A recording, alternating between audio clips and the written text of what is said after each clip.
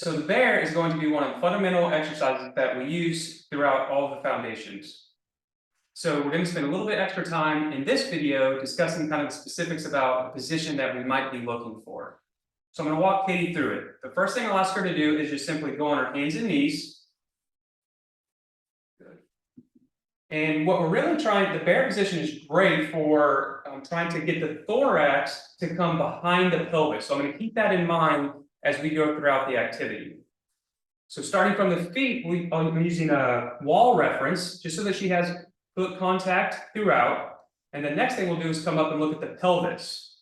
So I'm going to ask Katie to start by arching her back. Good. And then overly tucking as much as she can. And to begin, we're just going to try to find somewhere in the middle that's comfortable.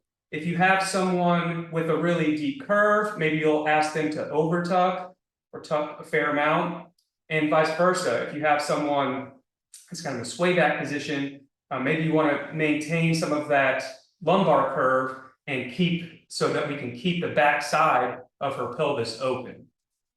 From there, we're going to move on up. We'll look at the shoulders. So I want the hands pretty much underneath the shoulders, and then we're going to push the sternum away a little bit just to engage the serratus and keep that on board as we go throughout. Then lastly, we'll look at her head and neck position. She's in a pretty good position here. I usually want her eye gaze to be just in front of her fingers so that she's not overly extended in that upper cervical spine and hanging out there in range, which many people tend to do. So now that we have the position we want, we're going to go through the breath cycle. All right, so what I'm going to ask Katie to do is gently inhale through her nose. And what we're looking for during the inhale, which she did a great job, is the backside of her rib cage. We want to come up towards the ceiling, and the front side of the rib cage, we want her ribs to drop. Good. So during the exhale, the ribs drop on the front side. She's going to feel hopefully a little bit of tension in her abs. I'll ask her to maintain and hang on to that during the next inhale. Good. And that's really going to help force the backside of her thorax, again, up and back. So we have that stacked position.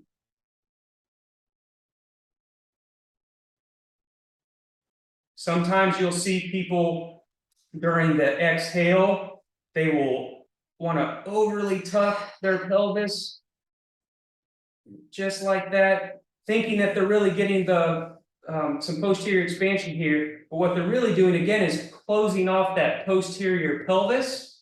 And if that's not what you're looking for, then just make sure that that sit bone is facing straight back instead of pointing down again as they go through that exhale. So we'll go through a few breath cycles. Inhale through the nose. Good, and then a long sigh and exhale. Keeping the shoulder blades engaged. Our front side ribs are down, getting some tension in the abs. Very good. And so per set, we'll usually shoot for about 5 to 10 breath cycles.